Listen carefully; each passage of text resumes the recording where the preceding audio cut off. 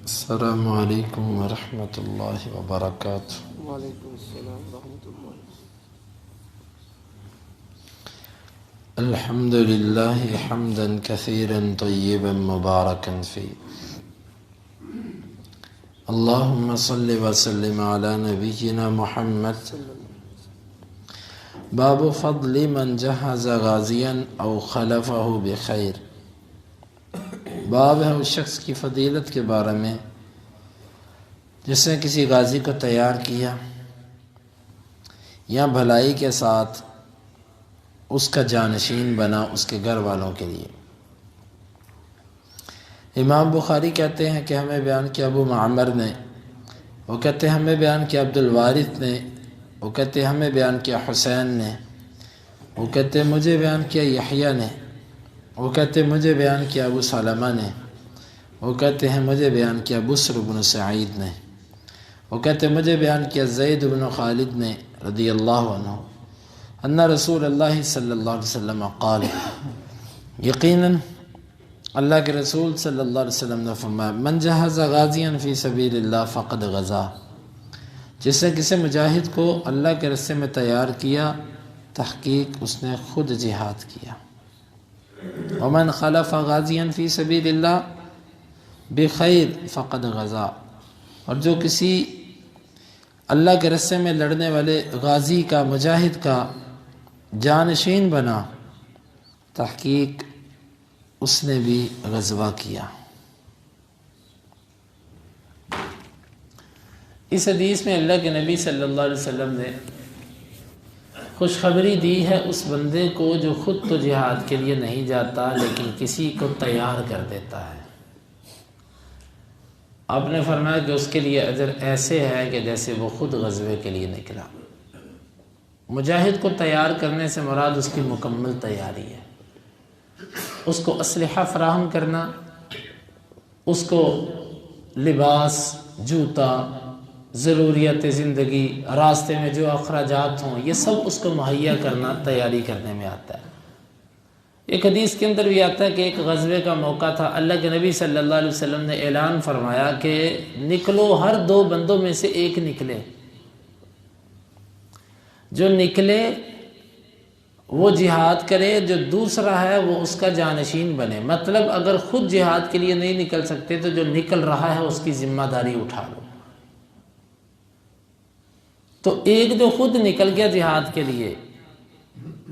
جتنا اجر اس کو ملے گا اتنا اجر اس بندے کو ملے گا جس نے اس کو سامان دیا، اس کو تیار کیا، اس کا مکمل خرچہ اٹھایا۔ تھوڑا خرچہ اٹھانے پر نہیں ہے یہ اجر، یہ یاد رکھیے گا، تھوڑا خرچہ اٹھانے پر اتنا ہی اجر ہے جتنا خرچہ اٹھایا، مکمل ذمہ داری اٹھانا۔ یہ بات ابن حجر رحمہ اللہ نے فتح الباری میں لکھی ہے، اور اس وقت تک ذمہ داری اٹھانا جب تک وہ واپس نہ آ جائے۔ اور دوسرا وہ بندہ ہے جو اس کے ساتھ اجر میں برابر کا شریک ہے، جس نے اس کے پیچھے کی ذمہ داریاں سنبھال لی خیر کے ساتھ۔ مثلا اس کے بیوی بچے ہیں، ان کو مکمل اسی طرح سہولیات مہیا کرتا رہا جس طرح وہ اپنی زندگی میں کرتا تھا، لیکن خیر کا مطلب ہے کوئی ایسا عمل نہ کرے کہ جو خیانت ہو، جو اللہ کو ناراض کر دے،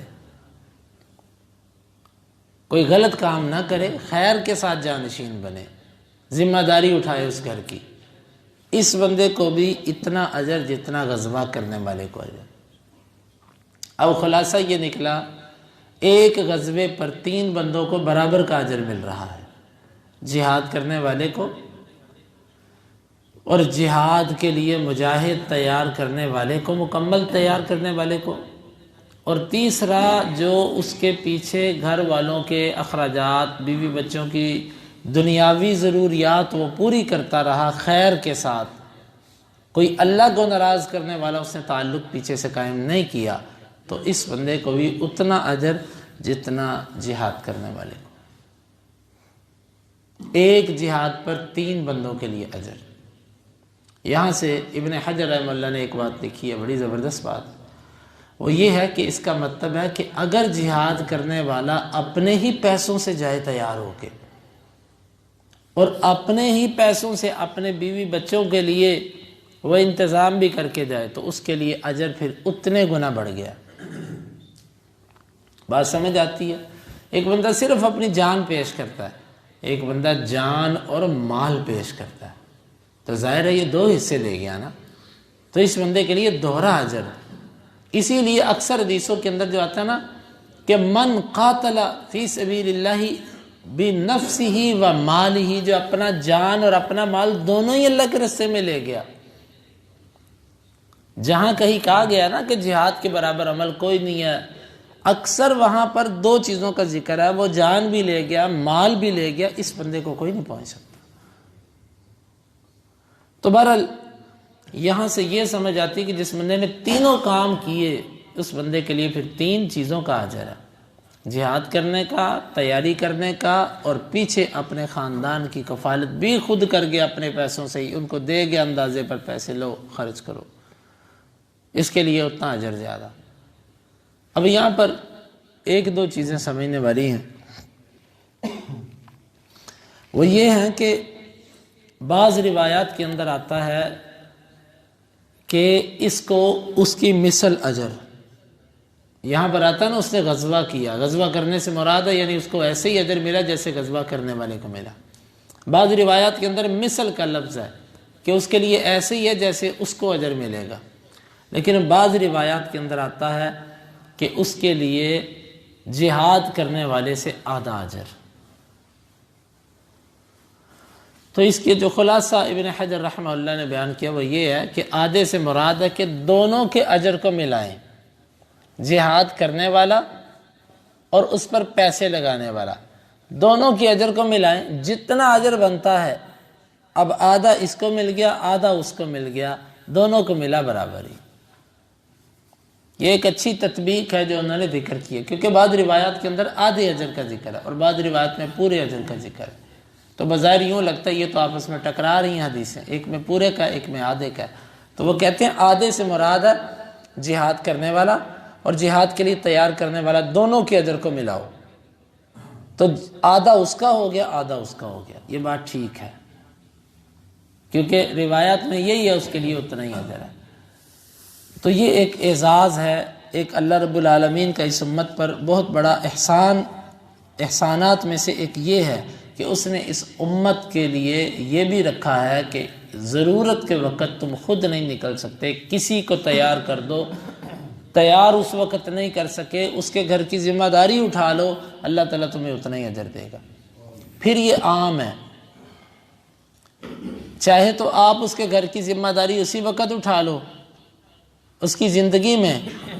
یا اگر وہ اللہ کے راستے میں شہید ہو گیا اس کے بعد اب اس کا وارث کوئی نہیں رہا، تم اس کے گھر پہ اخراجات اور ضروریات زندگی اٹھا لو اس کی ذمہ داری، تو بھی آپ کے لیے اجر ہے۔ امام بخاری رحمہ اللہ کہتے ہیں کہ ہمیں بیان کیا موسیٰ بن اسماعیل نے، وہ کہتے ہیں ہمیں بیان کیا حمام نے اسحاق بن عبداللہ سے، وہ انس رضی اللہ عنہ سے، ان النبی صلی اللہ علیہ وسلم لم یکن یدخل بیتا بالمدینہ غیر بیت ام سلمۃ الا علی ازواجہ، اللہ کے نبی صلی اللہ علیہ وسلم مدینہ کے کسی گھر کے اندر نہیں جاتے تھے سوائے ام سلیم کے گھر کے، الا علی ازواجہ اپنی بیویوں کے سوا۔ فقیل لہ،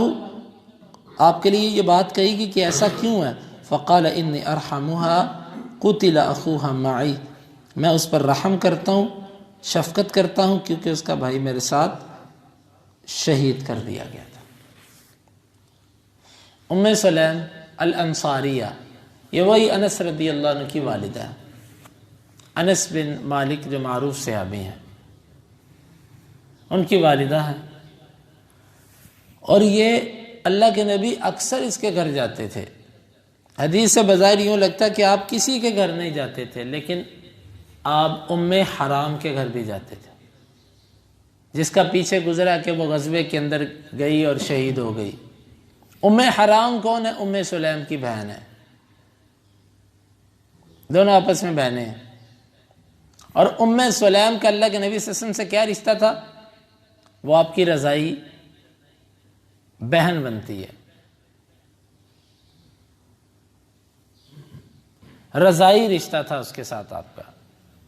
تو اس نسبت سے اللہ کے نبی صلی اللہ علیہ وسلم، ان کے بعض مؤرخین نے لکھا واللہ عالم بالصواب کہ یہ سلیم بھی آپ کی رضائی خالہ تھی، بعض نے یہ لکھا ہے، اب اللہ بہتر جانتا ہے۔ تو اللہ کے نبی صلی اللہ علیہ وسلم ان کے گھر جاتے تھے، سلیم اور یہ جو حرام ہے ان کا گھر ایک تھا، یہ دونوں ایک گھر میں رہتی تھی۔ بڑا گھر ہوتا ہے بعض دفعہ جس میں 2 فیملیاں رہتی ہیں، تو یہ ایک ہی گھر تھا، تو کبھی نسبت حرام کی کر دی گئی، کبھی سلیم کی کر دی گئی، تھی دونوں بہنیں۔ اللہ کے نبی صلی اللہ علیہ وسلم ان کے گھر جاتے تھے، ایک تو رضائی رشتہ بھی تھا، اور دوسری وجہ یہ تھی کہ آپ ان کے گھر جو جاتے تھے وہ ایک تسلی اور حوصلہ افزائی کے لیے، کیونکہ ان کا جو بھائی تھا نا وہ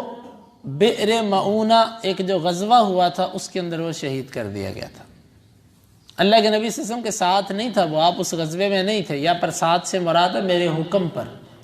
یا میری جماعت اور میرے ساتھیوں کے ساتھ وہ شہید کیا گیا۔ تو اس نے بہت غم پایا اپنے بھائی کا۔